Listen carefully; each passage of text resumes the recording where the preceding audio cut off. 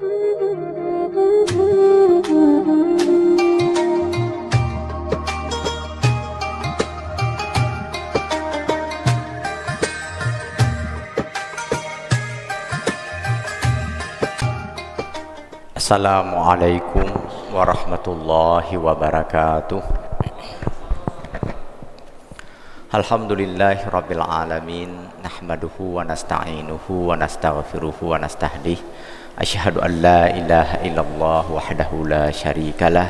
Wa asyhadu anna Muhammadan abduhu wa rasuluhu la nabiyya ba'dah. Allahumma salli wa sallim ala sayyidina wa maulana Muhammad wa ala alihi wa ashabihi wa man tabi'ah. Ibadallah, usikum wa iyaya bitaqwallah faqad fazal muttaqun. Qala Allah ta'ala fil Qur'anil Karim, a'udzu billahi minasyaitonir rajim. Bismillahirrahmanirrahim. Ya ayyuhalladzina amanu taqullaha haqqa tuqatih wa la tamutunna illa wa antum muslimun. Shadaqallahu adzim. Syukur alhamdulillah Allah memberikan kekuatan, kesempatan dan kemauan kepada kita semua untuk mengawali, untuk memulai hari ini dengan membuat pilihan terbaik, yaitu melaksanakan salat fardu subuh secara berjamaah di awal waktu dan di masjid. Semoga memberikan semangat kepada kita untuk membuat pilihan-pilihan terbaik di sepanjang hari ini dan di hari-hari berikutnya dari kehidupan kita. Dan semoga semangat ini kita sebarkan dan tebarkan kepada seluruh anggota keluarga kita, putra-putri, anak cucu dan keturunan kita, sahabat dan kerabat kita, orang-orang yang kita kenal dan yang mengenal kita, agar semuanya bisa membuat pilihan-pilihan terbaik di dalam hidup mereka. Dan tak ada pilihan lain yang lebih baik daripada pilihan melaksanakan salat subuh di awal waktu secara berjamaah dan di masjid. Bapak Ibu hadirin dan hadirat yang berbahagia, kajian kita pada pertemuan yang lalu sudah mulai memasuki pembahasan tentang alam arham atau alam rahim. Merupakan alam kedua dalam perjalanan kehidupan manusia setelah alam arwah atau alam ruh.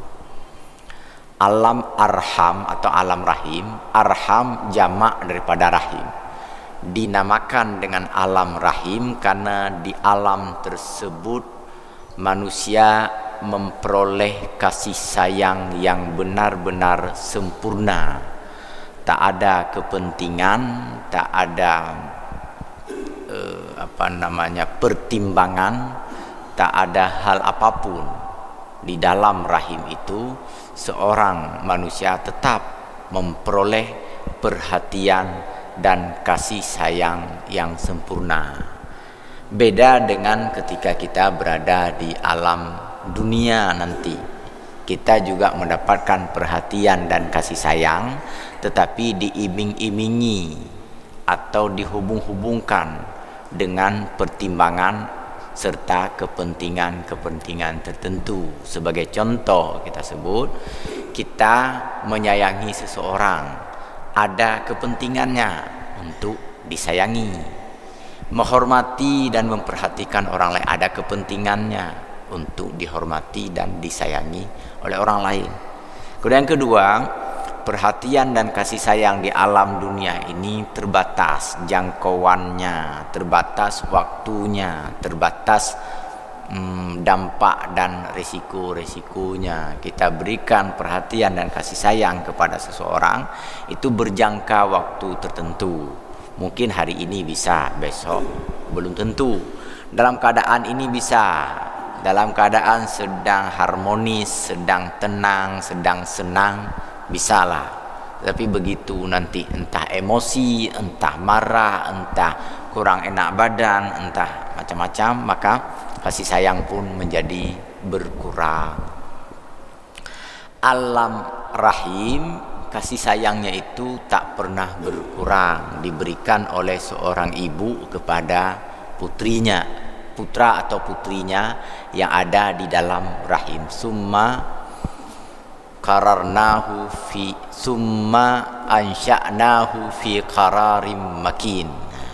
Ditempatkan di dalam tempat yang sangat kokoh, yang sangat terlindungi. Tak ada yang bisa mengganggu, tak ada yang bisa mengusik ketenangan, kenyamanan yang diperoleh oleh seorang manusia atau seorang jabang bayi di dalam rahim.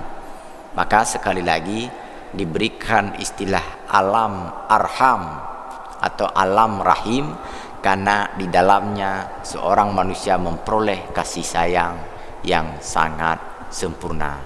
Ini kajian kita pada pertemuan yang lalu. Sebelum kita lanjutkan, seandainya ada pertanyaan atau tanggapan atau pengalaman yang berkaitan dengan ini, saya persilahkan dengan segala hormat.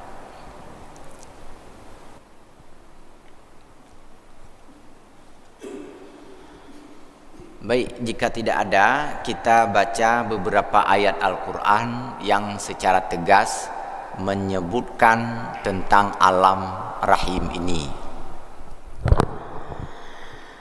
Yang pertama kita lihat dalam surah Ali Imran, surah ketiga, ayat ke-6. A'udzubillahi minasyaitonirrajim. Bismillahirrahmanirrahim. Huwallazi yusawwirukum fil arhami kaifa yasha. La ilaha illa huwal azizul hakim. Dialah Allah yang membentuk kamu di dalam rahim menurut yang Dia kehendaki. Tidak ada Tuhan selain Dia yang maha perkasa lagi maha bijaksana. Dia maksudnya di sini adalah Allah. Allah yang membentuk manusia di alam rahim. Para ulama mengatakan bentuk di sini ada dua makna, bentuk fisik dan bentuk batin.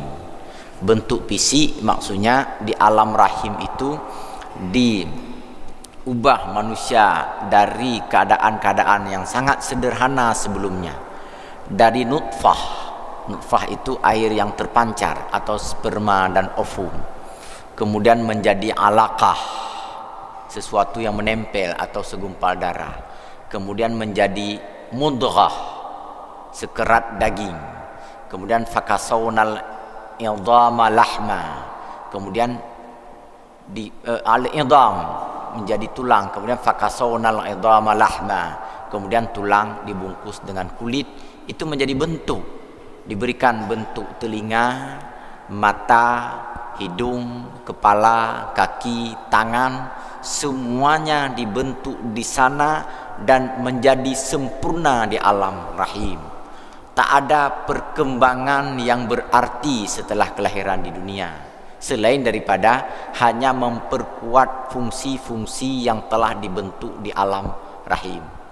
Nggak ada misalnya hidung akan bertambah mancung, tangan akan bertambah tidak ada, bertambah jari-jarinya misalnya, ani ero roje 5 menjadi 6 hana.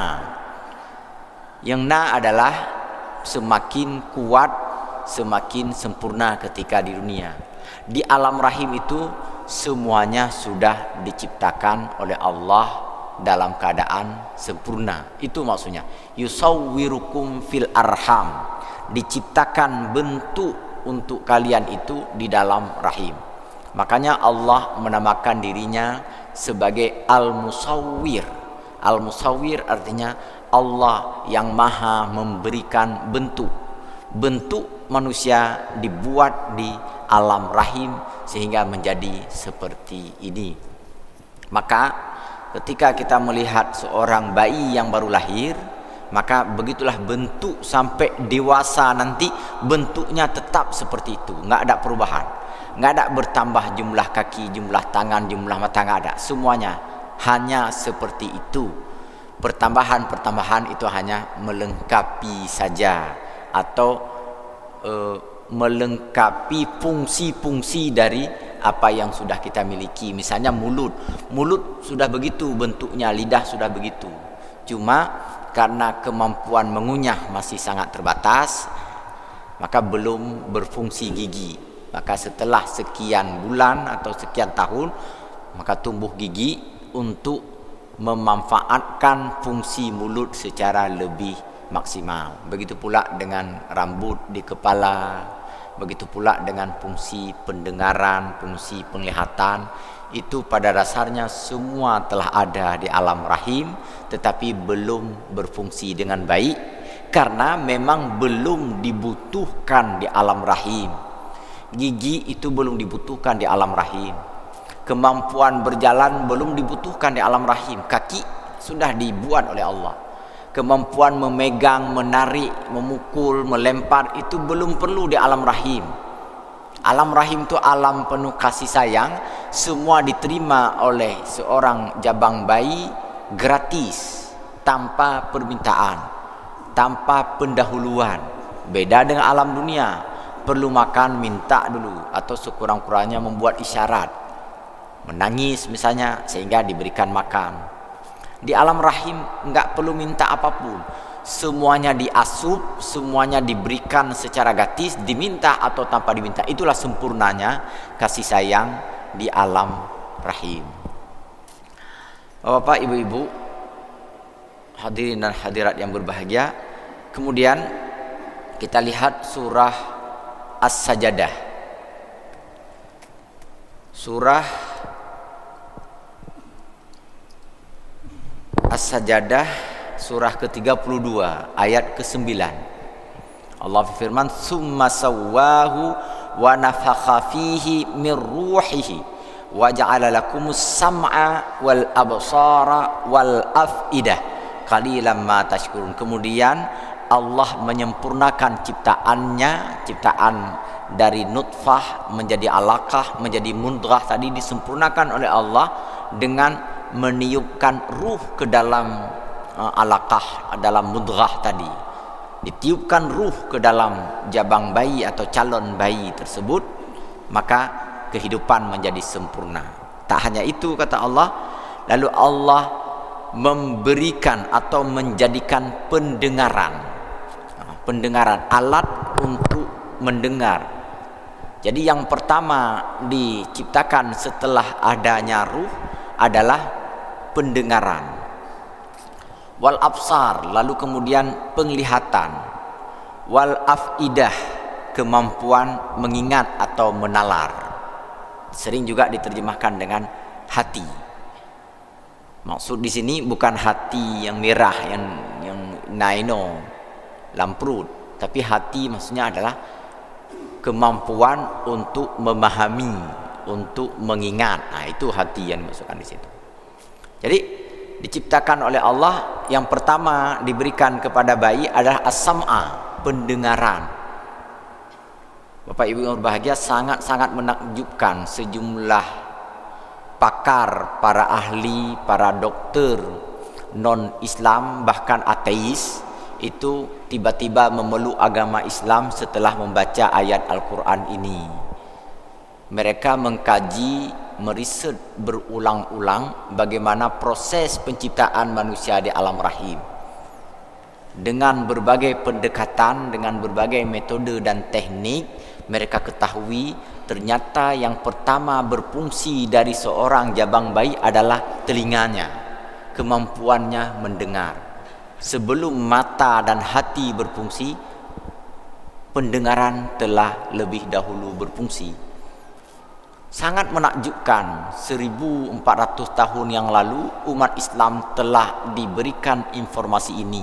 Sedangkan para periset, para peneliti itu baru di abad ke-21 ini mereka menemukan hal ini.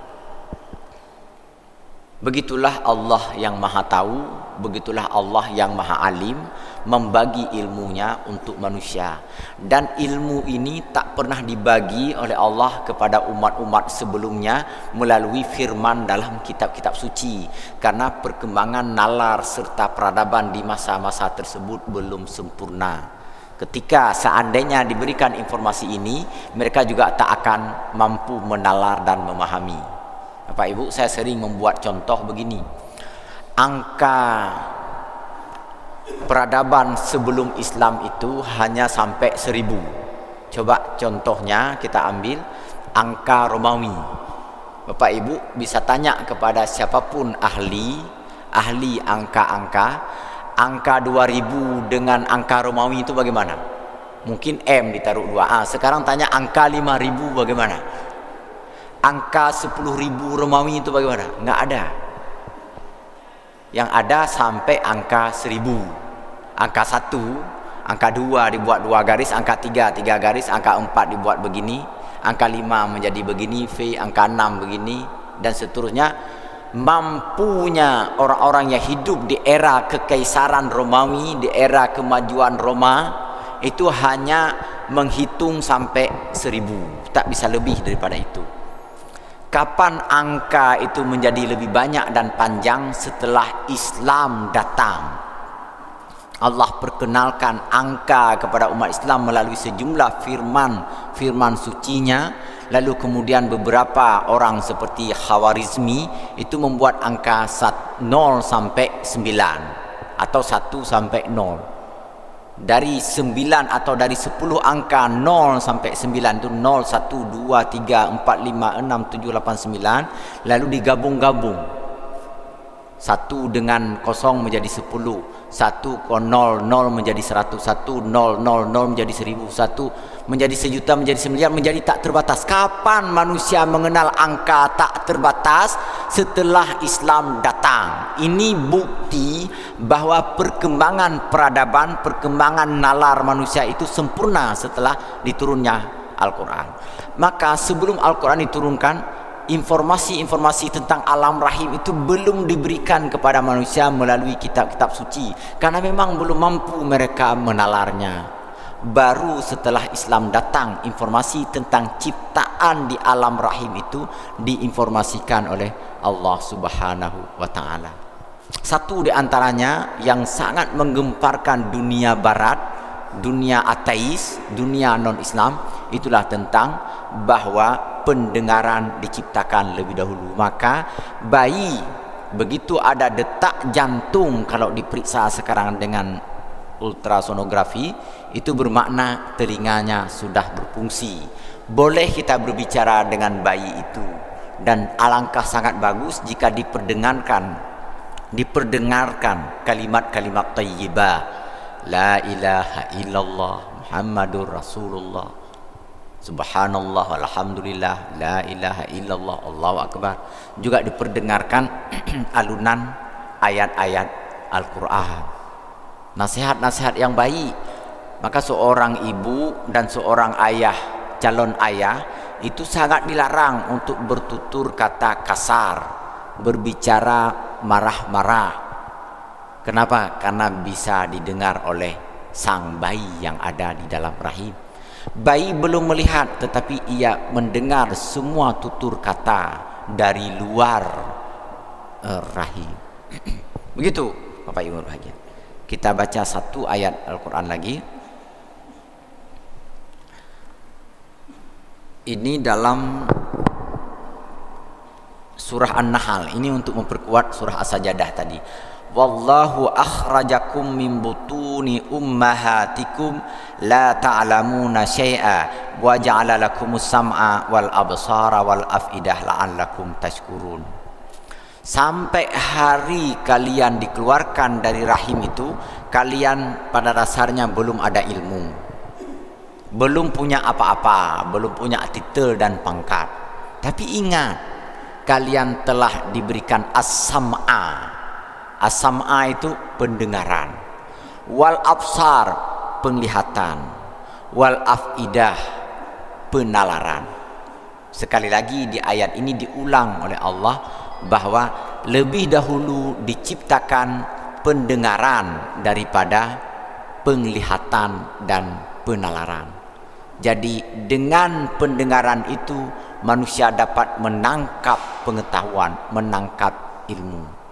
Jadi kalau ada semboyan yang sering kita dengar, belajar sejak dini, maka dalam Islam sejak dini itu adalah sejak di alam rahim. Maka pengetahuan yang kita sampaikan di alam rahim itu membekas pada anak. Walaupun mungkin tidak diingat dalam bentuk kata-kata, tetapi itu mempengaruhi jiwa dan batin seorang anak. Insya Allah ketika sering-sering kita tuturkan kebajikan-kebajikan, maka si anak juga akan menyerap kebajikan-kebajikan tersebut. Saya lupa, ada seorang mahasiswa asal Indonesia itu belajar di Timur Tengah. Sedang masa belajar, ditelepon dari kampungnya di sini di Indonesia bahwa anaknya telah lahir. Lalu ayah yang masih muda ini sedang belajar di Mesir kalau saya tidak salah, itu menemui gurunya seorang syekh, meminta nasihat, wahai syekh, saya sudah punya anak, tolong berikan sedikit nasihat untuk bekal bagi saya dalam mendidik anak saya yang baru lahir tadi pagi. Apa kata syekh itu? Anakku, engkau terlambat datang padaku, katanya. Apa maksudnya terlambat? Engkau datang padaku setelah anakmu lahir. Mestinya, kata sang guru, engkau datang sebelum ini. Maksud sang guru, maksud sang syekh adalah bahwa ketika seorang sudah memiliki suami istri, sudah membangun rumah tangga, di sana sebenarnya itu sudah perlu pengetahuan dasar untuk mendidik anak. Hai anak kalau nah mendidik anak ketika di alam rahim melalui tutur kata yang indah, melalui lafal-lafal kalimat thayyibah, maka pakon anak menjadi lembut atau menjadi gasah. Satu di antaranya adalah bagaimana kemampuan kita bertutur di masa mereka berada di alam rahim. Walaupun kita tak bertutur dengan dia, tetapi dia tetap menyimak dan ikut mendengarkan tuturan-tuturan kita. Di era masa kini, televisi dan medsos itu sering kita akses, sering kita buka, sering kita dengar. Maka pilihlah saluran-saluran televisi yang menimbulkan ketenangan, yang menumbuhkan kenyamanan, yang membawa kepada kebajikan serta kebahagiaan seorang anak. Ini kita sampaikan kepada putra-putri dan anak cucu keturunan kita, sahabat dan kerabat kita yang masih memiliki jabang bayi, yang memiliki calon-calon anak di dalam rahim orang tua mereka. Bapak Ibu, demikian kajian kita pagi ini. Lebih kurang saya mohon maaf. Sebelum saya tutup, sekali lagi saya berikan kesempatan, mungkin ada yang mau menanyakan atau menanggapi pembahasan kita pagi hari yang berbahagia ini. Saya persilakan dengan segala hormat.